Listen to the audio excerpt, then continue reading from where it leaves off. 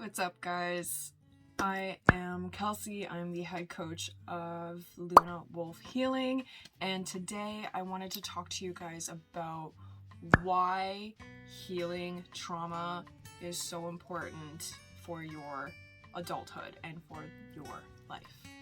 So first, I thought I would start this off with the very typical, very normal, seen absolutely everywhere way to start these types of things, and that's with the definition of trauma.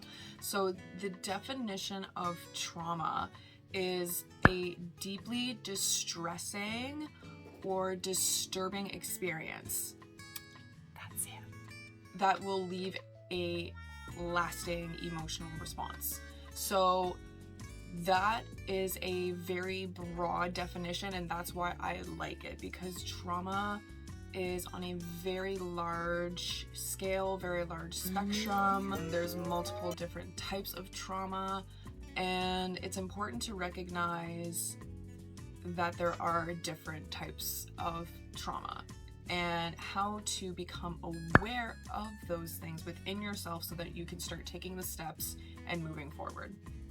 Types of trauma can easily range from things like just moving to a new place to war. This is why I very much advocate for the idea that no trauma is ever less than the other. Everyone experiences things differently, and therefore trauma is trauma, and there's just no need for anyone to ever judge each other or compare or try to one-up. So there's a load of effects that trauma has on adulthood. Some effects are things like emotional dysregulation, quick to anger, quick to cry and be sad. There's a level of loss in consciousness, kind of like a numbing or dissociation. Loss of memory is a really big one, both short and long term. There's also distorted perceptions, difficulties in relationships, all sorts of relationships within yourself, your romantic, your relationships, your platonic relationships, your relationships within a family unit, your coworkers, your children, all of your relationships. Your trauma is going to affect how you show up. Trauma is going to affect your self-esteem, right? Which will then also affect your confidence and how you see yourself and how you speak to yourself, and therefore the risks that you're going to be willing to take, how you speak and how you think, the things that you do, because trauma has all of those effects on who we are. It's going to play a role in the actions that we take on the day-to-day life, right? Trauma is going to have an effect on your mindset, right? The more trauma that you face and don't work through, the more chances of you being more likely of having a fixed mindset and pessimism, being more closed and less willing to be open and open-minded, right? Experiencing trauma will greatly have an impact on your chances of having anxiety and depression, PTSD. There's even new research showing that even ADHD can be somewhat caused from trauma as well. So mental disorders can be caused from trauma. Things like physical pain, arthritis, heart attack, stroke, right? Addiction, oh my gosh, I'm surprised I didn't say addiction first. Addiction is huge, and the chances, the likelihood of you having an addiction and it stemming from some form of trauma that has occurred in your past is exponential. Okay, so if you find that you have any forms of addiction, try reflecting on the root and when that addiction started and what was going on, because I can almost guarantee you this has something to do with trauma. Trauma also causes a lot of complacency and settling which then also plays a role again in your depression and anxiety and just how you feel about your life and the day-to-day things. I'm gonna sip it to you here. So now that we've kind of covered a little bit as to the effects of trauma on adulthood, you can start to see why there is an importance of working through these things, right? Working through trauma is going to build your emotional regulation skills. It's going to build up your resiliency. It's going to increase your confidence and your self-esteem. It's going to create an opportunity for better careers, better relationships. You having the willingness, determination, motivation, ambition to even take risks and take the steps and start creating like the life of your dreams, right? Working through your trauma is going to allow you to really discover more of who you are without the outer conditions and without the perceptions that have been bestowed onto you. And therefore, it's going to increase your confidence, your self-esteem, and it's just going to light you the fuck up, right? One thing that I often get asked is like, can you change? Is it actually something that's feasible? Can you heal? And my response to that is honestly, first, yes, you can change. Yes, you can change. I don't believe in this whole you can't teach an old dog new tricks thing.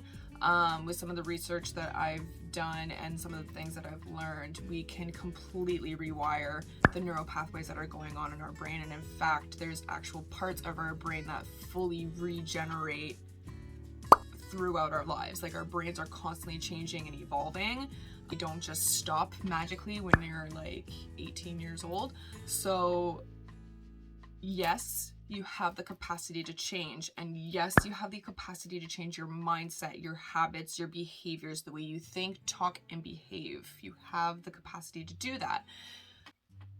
The question as to whether or not you could fully heal is a whole other kit and caboodle. I truly believe that there's always going to be like something. When it comes to healing, I don't want to give people false hope that like one day you're just gonna like be magically 100% healed and nothing is ever gonna trigger you, nothing's ever gonna make you upset, and everything's gonna be, you know, fairies and rainbows and lollipops for the rest of your life. Like, no, I can't guarantee that for anybody.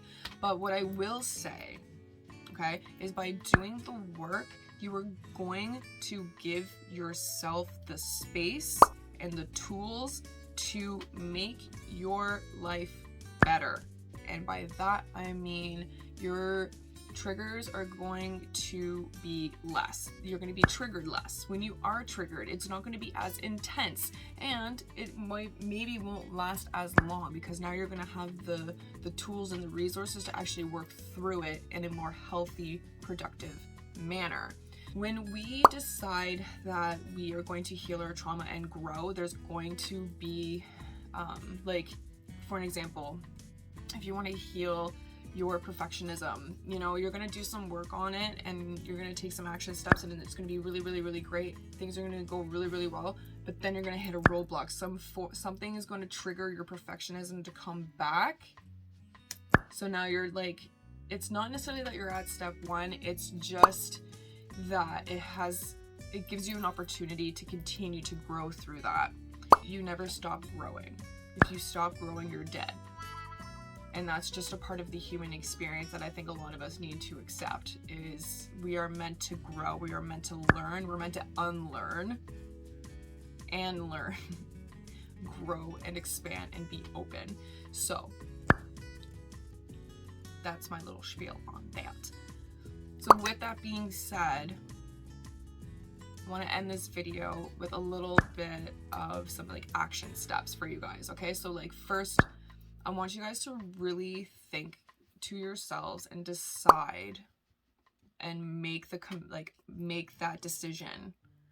Are you going to commit to your healing journey because you know that 5 years from now, 10 years from now, 30 years from now, you know it's going to get better? okay? If you say, yes, I am committed, then your action step is to journal on why you are going to remain committed and what this is going to bring for you. This, I want you to keep asking yourself that question, why, over and over and over again, to get really crystal clear, so that whenever you hit any roadblocks, any barriers, any obstacles, you have that script, that why, that you could always go back to motivate yourself and to give you that, like, yes, okay, I'm ready, let's go. Once you've decided that you're committed and you've written out your why, I recommend really starting off with inner child work. And if you have any questions and are interested in inner child work, please find me on Instagram at Luna Wolf Healing and DM me. I would love to schedule a call. The call is commitment free. It's just us to touch base, get to know each other, and see if we are aligned. That is it from me today. I hope you guys have enjoyed this video, and catch you later. All right, and today's card pull is by the Classique Rose Oracle deck by Rebecca Campbell. So let's get started today and see what Spirit has for you.